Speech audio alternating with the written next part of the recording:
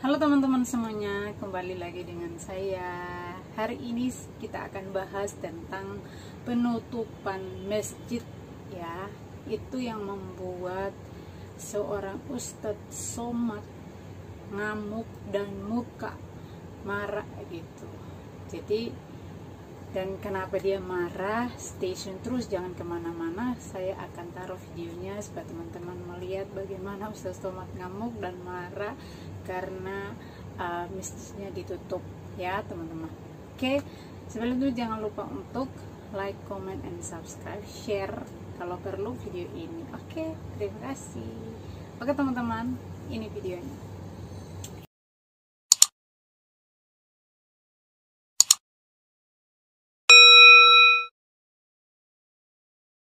Larang orang ke masjid, tapi di mal, di pasar dibiarkan.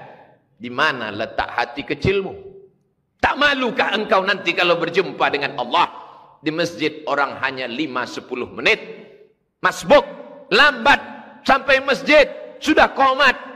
Hanya 5 menit dia di masjid. 5 jam orang duduk beramai-ramai, ketawa, cekakak, cekiki. Tertular penyakit. Masjid yang kau salahkan. Tak malukah engkau nanti menyebut nama Allah, menyebut Rasulullah, padahal tempat ini yang dipanggil Allah, dipanggil Rasulullah sallallahu alaihi wasallam. Orang yang ditolong Allah hanya orang yang berusaha dan berikhtiar. Apa yang bisa kita lakukan, Pak Dokter? Tetap pakai masker, karena virus sampai hari ini belum bermutasi masuk ke telinga. Nanti kalau virus bermutasi masuk ke telinga, barulah kita sumbat telinga. Entah bagaimana pula lagi nanti model khutbah Jumat di masa akan datang. Sampai hari ini virus hanya baru masuk rongga mulut dan lubang hidung. Maka tutuplah mulut, tutuplah hidung. Tangan bersalaman bersentuhan, kena air liur, air hidung, maka cucilah pakai hand sanitizer. Masih selamat insya Allah. Masih tetap sholat berjamaah, masih tetap jaga jarak, masih tetap menjaga diri. Tapi orang yang tidak mau ke masjid, melarang orang ke masjid, tapi di mal, di pasar dibiarkan. Di mana letak hati kecilmu? Tak malukah engkau nanti kalau berjumpa dengan Allah? Di masjid orang hanya 5-10 menit. Masbuk, lambat sampai masjid, sudah qomat. Hanya 5 menit dia di masjid. 5 jam orang duduk beramai-ramai, ketawa, cekakak, cekiki. Tertular penyakit. Masjid yang kau salahkan. Tak malukah engkau nanti menyebut nama Allah, menyebut Rasulullah, padahal tempat ini yang dipanggil Allah, dipanggil Rasulullah sallallahu alaihi wasallam. Tetap jaga protokol kesehatan, tapi jangan sampai meninggalkan ibadah kepada Allah subhanahu wa ta'ala. Tetap cuci tangan, tetap pakai masker, tetap jaga jarak, tetap beribadah. Seorang pasien luka kakinya, pergi ke rumah sakit, sebetulnya luka itu hanya kecil saja. Lalu Pak Dokter pun menjelaskan, karena ibu ada bibit-bibit diabetes, ini luka kecil ini nanti akan menjadi besar. Kalau luka ini sudah besar menjadi akut, menjadi parah, maka kaki akan dipotong, diamputasi. Akhirnya si pasien berpikir pagi, petang, dan malam. Gula darahnya jadi naik, tekanan darahnya menjadi naik, jantung koronernya kumat, darahnya pun kumat. Akhirnya bertambah-tambah penyakit dengan yang lain. Tapi yang mengerti penyakitnya juga dokter. Pak Dokter, apa yang membuat ibu itu semakin parah? Ustadz Abdul Somad, yang membuat kita semakin terpuruk adalah pikiran kita. Pikiran kita lah yang paling berbahaya. Maka Allah menjaga pikiran kita supaya tidak terlalu ketakutan, galau, ngeri, cemas. Setan menakut-nakuti kita.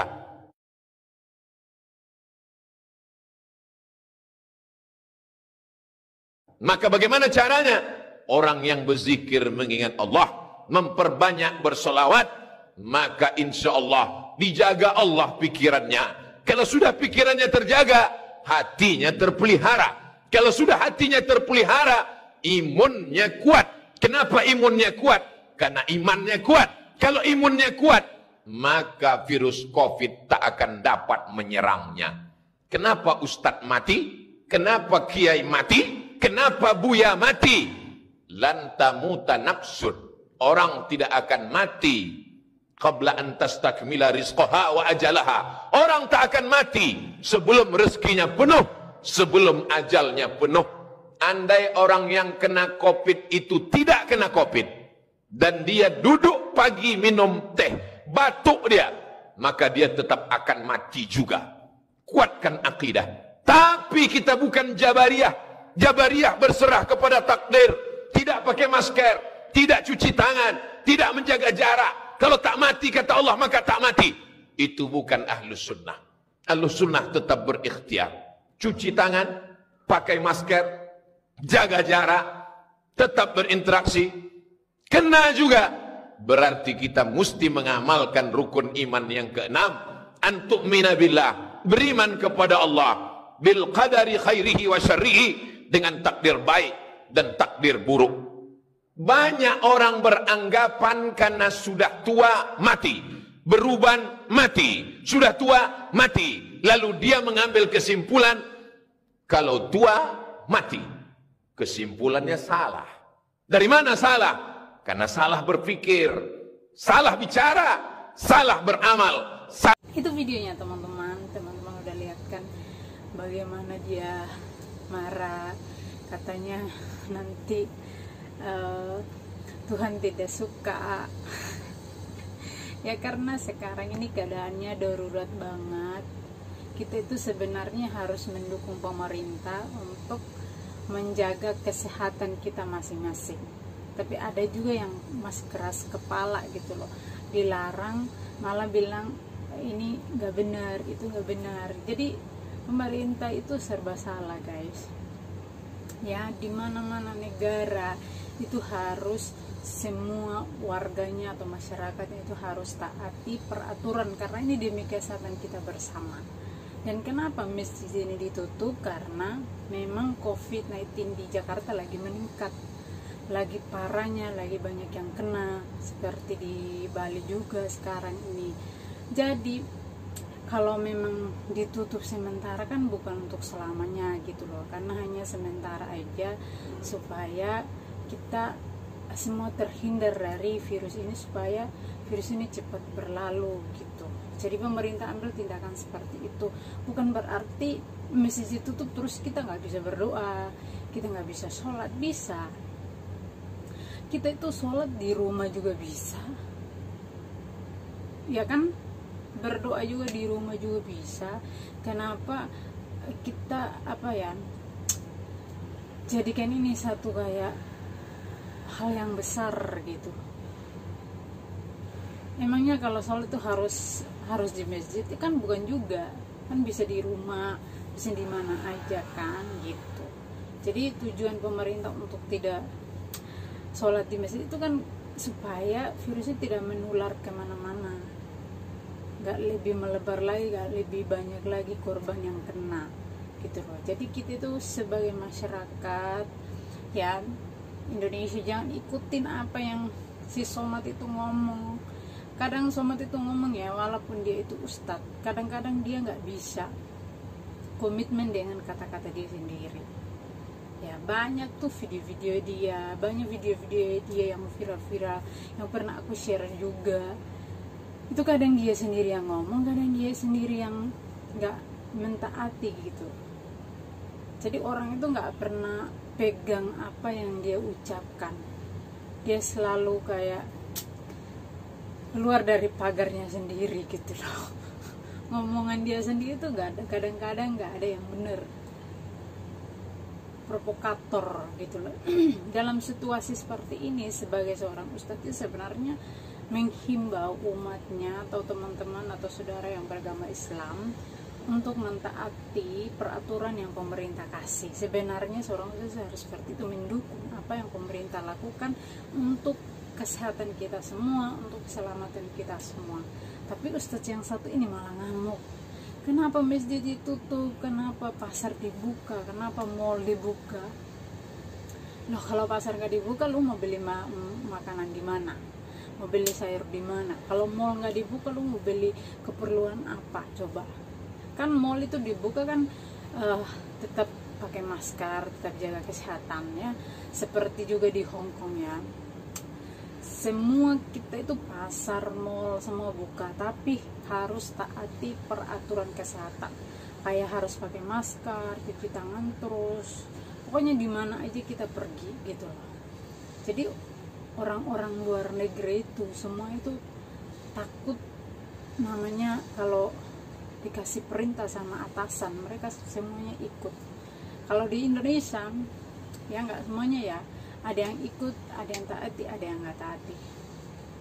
Jadi kalau virus itu menular, dan sekarang Indonesia tempat yang juga saat ini parah karena virus corona, itu bukan salah pemerintah. Itu salahnya kita sendiri, kembali sama kita sendiri, masyarakat. Bagaimana menjaga kesehatan kita sendiri.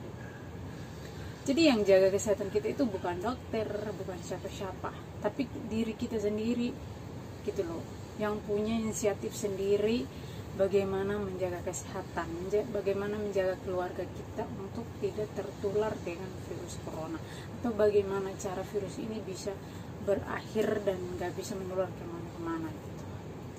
Mungkin kita orang Indonesia susah sekali dikasih peraturan, susah sekali untuk cepat mengikuti. Pasti ada komentar, pasti ada bantahan, nggak semulus berjalan gitu. Kalau di negara lain, contohnya di negara Hong Kong, kalau dikasih perintah sama pemerintah harus begini, mereka semua begitu, maksudnya ikutin semua. Mereka itu nggak membantah, saudara. Mereka mengikuti, malah mereka itu lebih senang karena demi kesehatan kita bersama, mereka harus ikut katanya mereka. Jadi kalau orang Indonesia mana ada,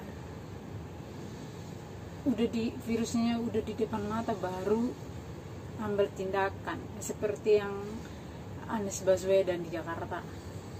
Kan selama ini dia hanya sibuk dengan naik sepeda, sibuk dengan hal-hal yang sama sekali nggak membangun Jakarta.